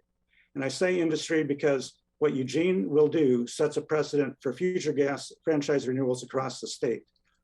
To curtail the expansion of fossil fuel infrastructure, which is what more and more cities are realizing is essential to transition to clean renewable energy, other broader and more forceful city powers need to be exercised with Northwest Natural outside the franchise renewal process. Thank you. Thank you, Peter. Next is Harry, followed by Eric Burdett. Hello, Mayor Venice and City Councilors. Thank you for allowing me to testify tonight. My name is Harry Sanger, and I'm here tonight on behalf of personal interest, not in any official capacity. This is a very solemn time as we're reminded of the anniversary of 9/11 and experiencing the ongoing COVID pandemic. In honor of the freedoms embraced by the former, I would like to ask of you in regards to the latter. Please recognize the medical autonomy of Eugene residents wherever you are empowered to do so. Several counselors mentioned this is a pandemic of the unvaccinated. A similar statistic exists in regards to age stratification. Almost 3/4 of COVID deaths have been Oregonians over the age of 70, and nearly 9 out of every 10 deaths in Oregon are over the age of 60, but nobody is referring to this as a pandemic of the elderly. Vaccination is and should remain a personal choice. I wouldn't encourage anyone not to get vaccinated. There are real benefits individually and to the community, but I also wouldn't force a bodily penetration on those who have assessed the risk and decided getting the vaccine at this time is not in their or their community's interest. This is just one of a number of hot topics in our region. Another item that stands out is the approach to the unhoused residents of Eugene. Today, I witnessed multiple collections of personal belongings blocking the sidewalk on River Road between Silver Lane and Beltline. Shortly after seeing this, school let out and students were trying to walk home on these same right-of-ways. This is unacceptable. Our hands-off approach to the unhoused has allowed them to occupy public space up to and including public right-of-ways. While construction on Highway 99 is putting in new pedestrian crossings to encourage active transportation, other sidewalks and off-street paths are being obstructed. Solving the housing shortage and affordability issues is a complex equation, and I'm afraid Oregon's one-size-fits-all approach through House Bill 2001 will only exacerbate. I appreciate the testimony tonight to support locally generated code changes regarding ADUs. I also appreciate comments about active transportation, climate, and safety. I'd like to see us focus on locally driven initiatives, especially in regards to restoring a high quality of life for all residents of Eugene. In particular, the unhoused should not be setting up camps in the immediate vicinity of public schools and interrupting safe routes to school. Let's clean up this town before it's too late. With the World Championships on the horizon, there's no better time to start than now. Thank you. Thank you, Harry. It looks like Eric Burdey is no longer on the meeting. So next will be Julie Daniel, followed by Eric Jackson. Good evening, Mayor Venice City Council and City Manager Maderi. Thank you for the opportunity to speak. My name is Julie Daniel, I live in Ward 3. And before retiring, I was Bring Recycling's Executive Director, and I continue to work on climate issues. In a few days, you're going to get your progress report on CAP 2.0, and thank you for your support of this work. I'm really looking forward to seeing the plan move from words to policy and action. When I bought my home back in 1995, I proudly converted from a dirty oil-burning furnace to cleaner natural gas. How things change in 25 years. Natural gas is now the dirty energy source. Last year, with an aging furnace and deep concern about my own carbon footprint, I switched to electricity. But I'm atypical. I have the financial ability and a high degree of motivation. We can't rely on financially able, eco-conscious people with aging gas furnaces to meet our climate goals. We need to commit to the end the use of natural gas in our buildings and pass that ban on new gas hookups. You can make this a reality. We've got an upcoming work session on GAP strategies, and many speakers have discussed the platform put forth by Fossil Free Eugene, which I support. Despite the great number of speakers that you've patiently listened to tonight, really a minority of constituents have the time to follow the workings of government and testify at a council meeting. I know my own 3 adult children are pretty typical. Their families are struggling to manage jobs and kids between heat waves and fire, bad air quality, drought, and COVID. So I'm speaking for them as well as for myself tonight. Times have really changed, and Northwest Natural Gas has become a special interest group, not an essential service. The voices of the NIMBYs and the special interests are loud and insistent. Those of ordinary families facing a future with increasing threats from the changing climate are easily drowned out. Mayor Venice has repeatedly said in State of the City presentations that hard decisions around climate must be made. Thousands of Eugenians are counting on you to make them. So thank you for your courage and your time and attention. Thank you, Julie. Next is Eric Jackson, followed by Eloise Parrish-Wheeler. Hi, how are you? My name is Eric Jackson. I'm sorry I can't get the video. I logged on the wrong server on Google. I'm a resident of Ward 2, I guess that is. I hear other speakers like Marty Wilder asking for the CSI funding to be looked at in a completely different way. And curatively, I would think that if the city goes with the ADUs vote as positive for Claire's motion, that they would put in not an amendment to the motion, but an idea of using some of that funding for give backs to the people that are building the ADUs on the property for putting in plumbing and going to the sewer lines and putting in electric, going to the electric line, because that helps. And it helps the property owner take into consideration something to do with the costs. As far as Washington Jefferson Park, the Friday meeting, when I heard them say that they've organized it into a more functional manner of putting us in a grid turn, people were separated. People were separated by 50 to 100 feet, except for their little clusters of who we interact with. And now it's in a situation where it's completely different and everybody is lined up in rows and the interaction is not separated. They were taking everybody out from under the trees. They were taking people's property. They were taking people's lives on the spot. They were forcing people to move. Is it a park or is it a sanctioned camp? I think city management needs to figure that out. Is it a public place where the 8th Amendment and the Martin Boise case overrule us? Or is it a case where the city has made it into a sanctioned camp? Because you're running it both ways and you can't keep running it both ways. You're playing both sides against the middle. And I wish you could see my expressions because me looking at an old body paint picture is kind of silly.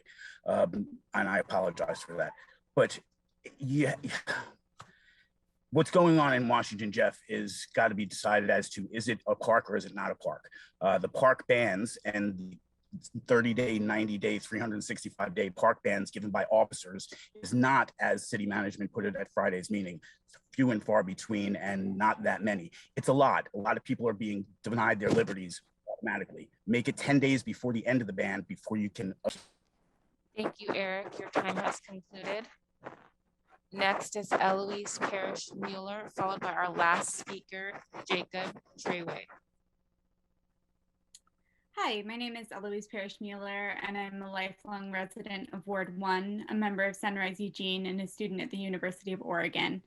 Thank you for the opportunity to testify this evening.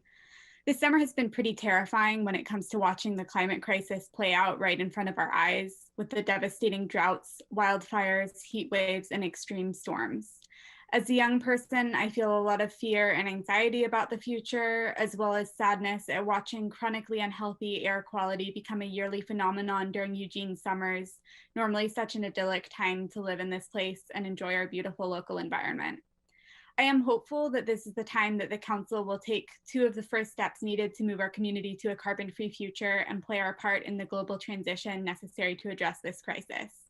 These are banning construction of new fossil fuel infrastructure in Eugene, including methane gas hookups, pipelines, and gas stations, and drafting a plan for a just transition to 100% renewable energy powered homes, prioritizing low income and BIPOC residents. It is abundantly clear that we are past due for an accelerated transition off of fossil fuels. It makes no sense to expand infrastructure for and reliance on these antiquated and dangerous energy sources in our community, but fossil fuel companies will continue to do so as long as there is money to be made. So we need our elected officials to stand up and put our interests ahead of short-term profits by a few. We also know that it is essential that this transformation promote equity instead of furthering past unjust outcomes for marginalized communities. And this is entirely possible through working with the community and ensuring that the cost of the transition is borne by corporations who have created this problem and by redistributive financing. This is also a great opportunity for growth in our local renewable energy economy and the creation of great jobs for our community. Members of the community have been working tirelessly for years to advocate for and help to create the decisive local action we need to address the climate crisis. Initiating a just transition off of fossil fuel powered buildings with a clear timeline and plan for just execution is a highly impactful step that the council can take this month to demonstrate that you stand with us. Thank you for your time and your work for our city. Thank you, Eloise. Our last speaker is Jacob True. Good evening. I'll keep this brief. The City Council has a lot of power. It does. You have the choice of whether or not you're going to use it and whether or not you'll reflect our community's values in whether or not you use that power or don't. What we can do is we can ban new methane hookups like a whole bunch of folks from Fossil Free Eugene have been talking about. We can enact reforms by the ad hoc committee on police policy. That's been 6 months now, not a lot of movement there. Mandate vaccines for all city employees and contractors. You know, actually get people to take the vaccine, saving people's lives or not. You know, you have the power to do that. You can choose to do it. And lastly, we can actually promote low-income housing, cahoots, homeless services over wasteful and inefficient police funding. You have power. You can use it. I suggest you do. Thank you. Thank you, Jacob. And Mayor, we have reached our 90-minute time limit, and that concludes the public forum for tonight. Well, thank you very much, Naya, for moderating that, and thank you to all of the people who testified. This was a really robust testimony, and I really appreciated the comments that people shared about a wide array of things. And I see that Councilor Clark has his hand raised, so I'm going to let him take it away. Thank you, Mayor. I just wanted to answer Eric Jackson and let him know that the answer to his question is it's a park. It's not a sanctioned camp, brother. It's a park. And there's an awful lot of people in Eugene who are tired of not being able to use it. There's an awful lot of people in Eugene who are tired of not being able to access public spaces and having to deal with the consequences of the folks that are abusing the kindness that the city puts out in trying to help. So let's be clear, brother, it's a public park. Thank you. Councilor Keating. Thanks, Mayor. I wanted to thank the citizens tonight who raised very serious health concerns, especially the residents out by a known polluter in our community. And the call to action was clear. On El Rapa, the Lane Regional Air Protection Agency that I'm honored to serve on, it's been made clear to me that soil samples have only been done once in the 21st century near this polluter. And the last time it was done, President Bill Clinton was in office. I think that this council could use a joint session with El Rapa, as El Rapa has rather subjective means of assessing fines, and some clarity and illumination would be welcome. El Rapa has a new executive director and a stronger relationship between the agency and council, I hope would be welcome by all involved. I also want to recognize those who called for a ban on construction of new fossil fuel hookups, recognizing we have a gap strategies work session coming up in which I will be fully supportive of asking staff to draft ordinance language to bring the municipality up to full speed to equitably electrify over the next decade. And I'll see that a step further and even indicate and illustrate my strong support for a ban on for-profit fossil fuel industry to continue to actively lure customers to switch from electric to gas. Completely counter to our CRO goals and completely counter to what's outlined in CAP 2.0. So whether it's a tax or a levy or a complete ban, just count me as all in. I alluded to, Mayor, that my partner and I have found a new place. We were approved on Friday. Fingers crossed that we get the keys and we start that process. But we have no choice as renters. We're going to have to get an eWeb account and a natural gas account. So there's a whole slew of folks out there who are renting, who have no choice, who may be asthmatic, may want to do the right thing for the environment. Their hands are tied. It's up to council to help out. Thanks, folks, for stepping up and providing very clear and moving testimony tonight. Thank you. Councilor Groves. Thank you, Mayor. I too am concerned about the air quality in West Eugene, and my very first house was very near J.H. Baxter. And so I understand what neighbors in that area are experiencing. I worry about the effects on children growing up in that area. I'm not clear on what our council level of authority is on something like this.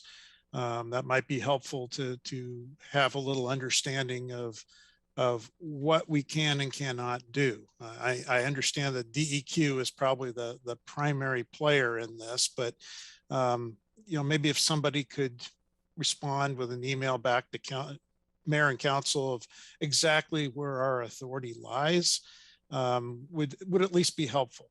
And that's my first point. My second point, more and more I'm hearing the Martin versus Boise case cited. Tonight it was cited as giving people basically the right to have a place to live. And that's not my understanding of what the decision was about.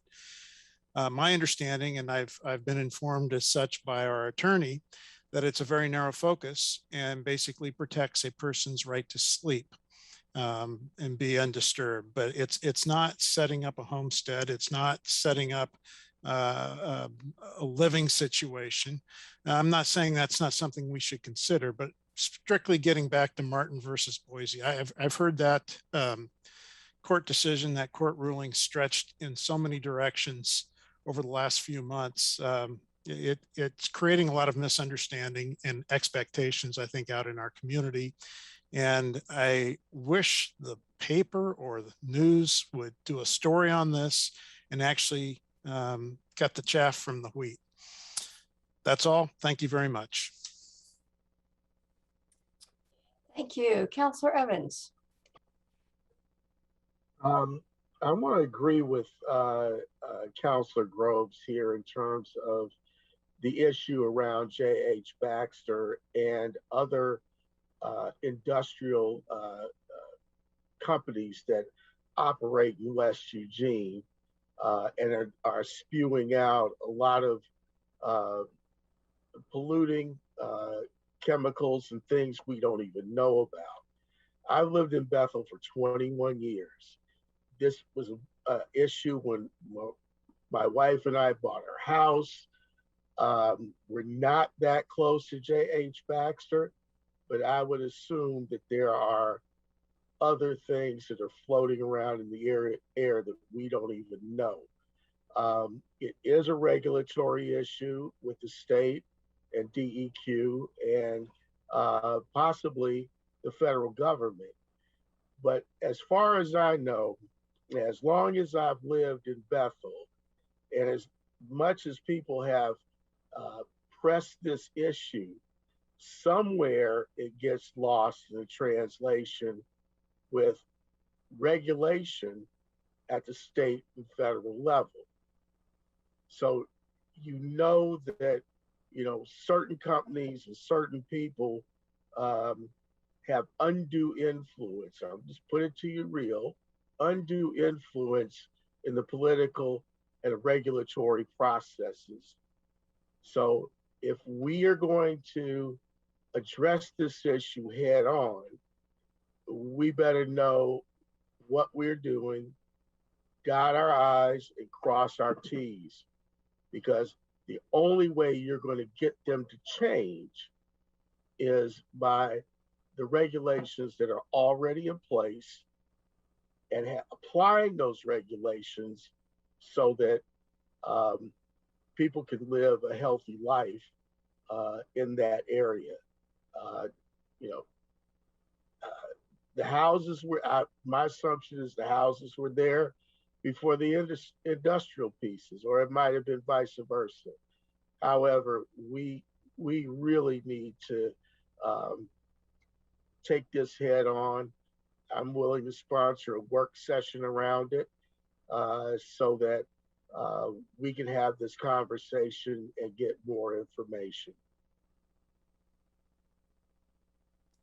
Thank you. I appreciate all those comments. I agree with my colleagues on council that I think a little more information about what we can do, what policies are in place. And this was actually one of the topics that people approached me about my role in the EPA Government Affairs Council. So, you know, I do think we have a little pathway to do some work, and appreciate the testimony on that. The other thing, just in response to Fossil Free Eugene and all of the people who have testified today or spoken at the public forum, just a reminder that not only do we have a meeting on the GAP strategies, the Climate Action Plan 2.0, but the following week we have a joint meeting with EWEB about their electrification and their prospects and that work. We will also later in the fall have a meeting about Northwest Natural, and we will be coming back again with one more meeting about the Climate Action Plan 2.0. So we have queued this up. The issues that you're addressing are very much front of mind for this council, and we've queued up a whole series of meetings to go through a deliberative process. So thank you for your testimony. I think it's top of mind for this council and for city leadership. So with that, thank you all very much, and we are adjourned.